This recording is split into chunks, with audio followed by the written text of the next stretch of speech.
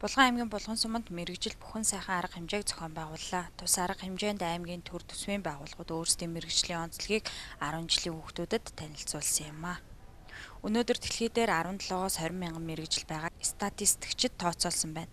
Жил ирэх бүр өсөн хөгжиж, технологийн хөгжлийг дагаад олон 10 мэргэжил урган гарч ирж байгаа өнөө цагт мэргэжлээ зөв сонгоно гэдэг өсвөр үеийнхний дунд тулгамдсан асуудал болоод байгаа.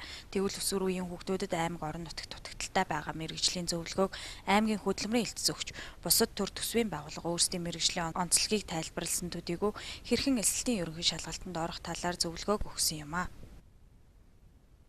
За энэ удаагийн мэргэжил бүхэн сайхан гэсэн арга хэмжээ өдөрлөгийг бол нээлттэйгээр зохион байгуулж байгаа. За үүнийг бол Булган аймгийн хөдөлмөрийн хэлтс, хүүхэд гэр бүлийн хөгжлийн хэлтс, за боловсрол соёлын газар гэсэн 3 байгууллага хамтарч хийж байгаамаа. За энэний ер нь бол гол зорилго бол ер нь ирээдүйн хүүхдүүдийг тийм ээ. Ирээдүйд ямар мэргэж эзэмших үү? За ямар мэргэж эзэмших үү гэдэг дээр ер нь тал дээр нь анхаарч мэдхгүй ажиллаж байгаа юм л да.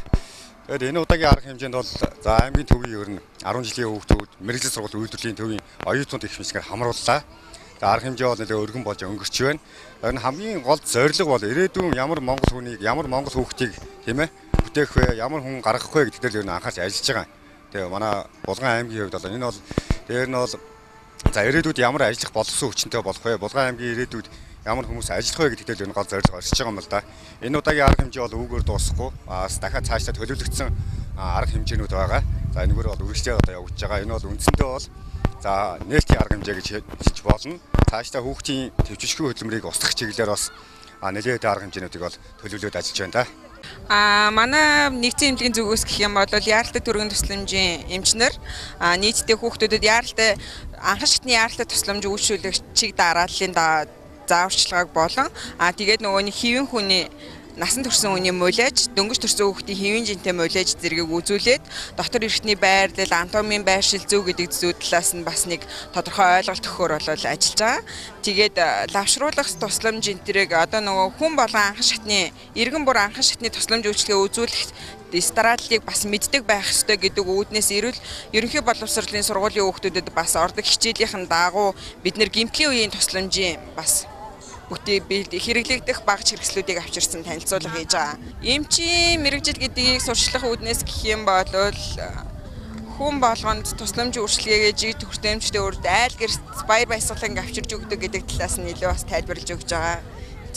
Эмч хүн бол тусдаа тангараг өргөсөн, төрийн өмнө тангараг өргөсөн тийм хүмүүс байдаг гэдгийг бас тайлбарлаж байгаа. Зарим хүүхдүүд сонирхоод бас тангараа уншаад өгөөч гэж тэгж байна тий.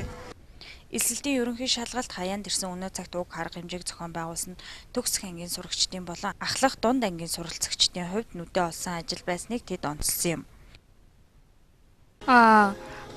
Би болохоор 1-р 12 жилийн 12-ийн ангид сурдаг.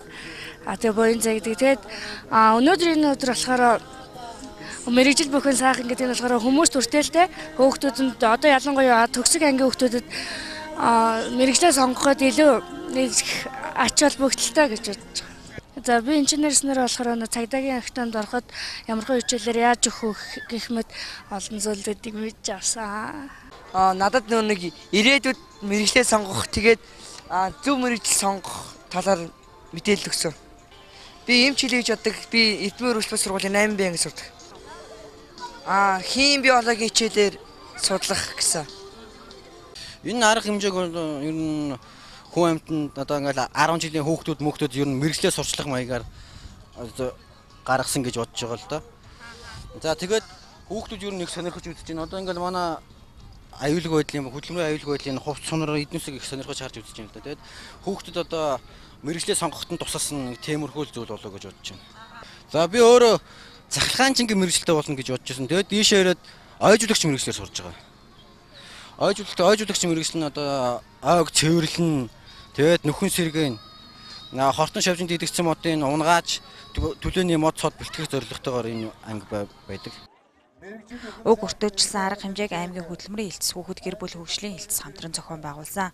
13 хүртэ ажиллаж сурагчид эцэг эхчүүдэд зөвлөгөө мэдээллийг хүргэсэн байна.